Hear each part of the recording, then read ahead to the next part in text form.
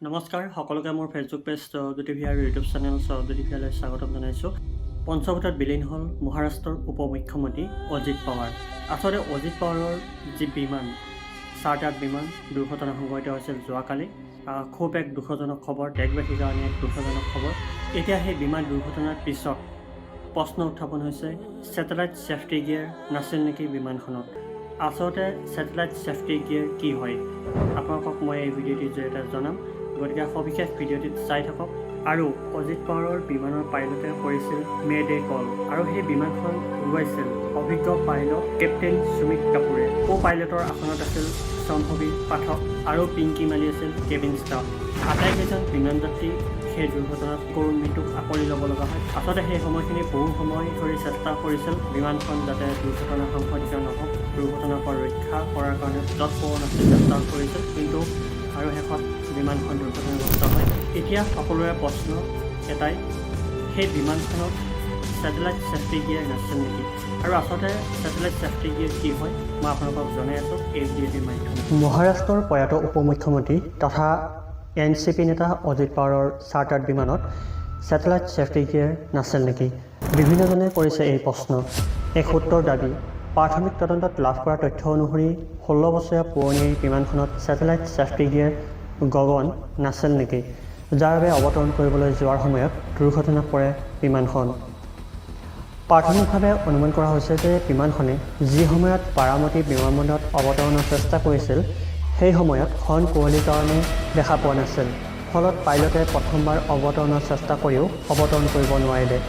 দ্বিতীয়বাৰ বিমানখনে অৱতৰণ কৰিবলৈ নামি অহাৰ সময়তে দুৰ্ঘটনাটো সংঘটিত হয়। কেইবাটাও সূত্ৰৰ দাবী, দৃশ্যমানতা কম থাকিলে সেই পৰিস্থিতিত বিমানৰ ছেটেলাইট গিয়াৰ ছেফটি ব্যৱস্থাৰ সহায়ত বিমান এখনি অৱতৰণ কৰে।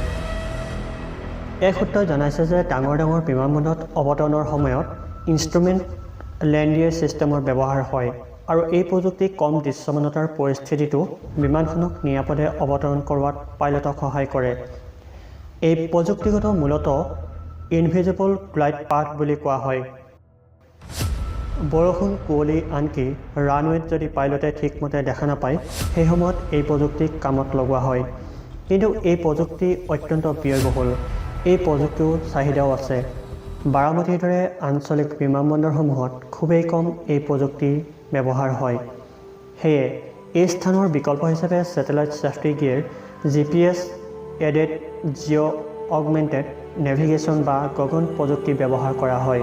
সূত্ৰৰ দাবী, অজিত পাৱাৰে যিখন লিয়াৰজেট বিমানত যাত্ৰা কৰিছিল সেই বিমান নথিভুক্ত হৈছিল 2021 চনৰ 2 জুনত। তাৰ ঠিক 28 দিনৰ পাছতে নতুন নিয়ম কাৰ্যকৰী হয়। তাতেই গগন প্ৰযুক্তি ব্যৱস্থা বাধ্যতামূলক কৰা হৈছিল। ফলত এই বিমানখনত সেই ব্যৱস্থা নাছিল বুলিয়েই বহুজনৰ দাবী। উৰাণ বিশেষজ্ঞই কৈছে, বিমানখনত এডভান্স ছেটেলাইট গাইডেন্স সম্ভৱতঃ নাছিল, সেইকাৰণে এই দুৰ্ঘটনা সংঘটিত হৈছিল। আৰু এনেকুৱা ধৰণৰ কিছুমান সৰু সুৰা ভুলে হয়তো মানুহৰ জীৱনলৈ কাল অমানিশা নমাই আনে।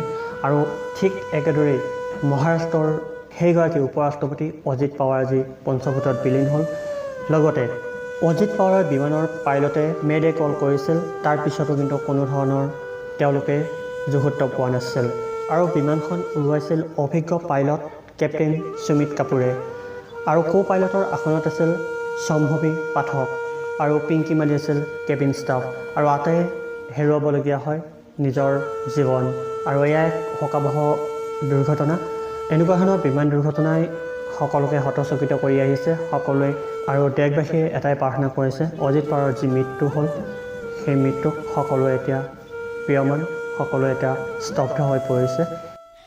আৰু এয়াই আছিল আজি এই ভিডিঅ'টি। পুনৰ লগ পাই আছোঁ অন্য এটি ভিডিঅ'ৰ সৈতে। তেতিয়ালৈ লৈছোঁ বিদায়। ধন্যবাদ।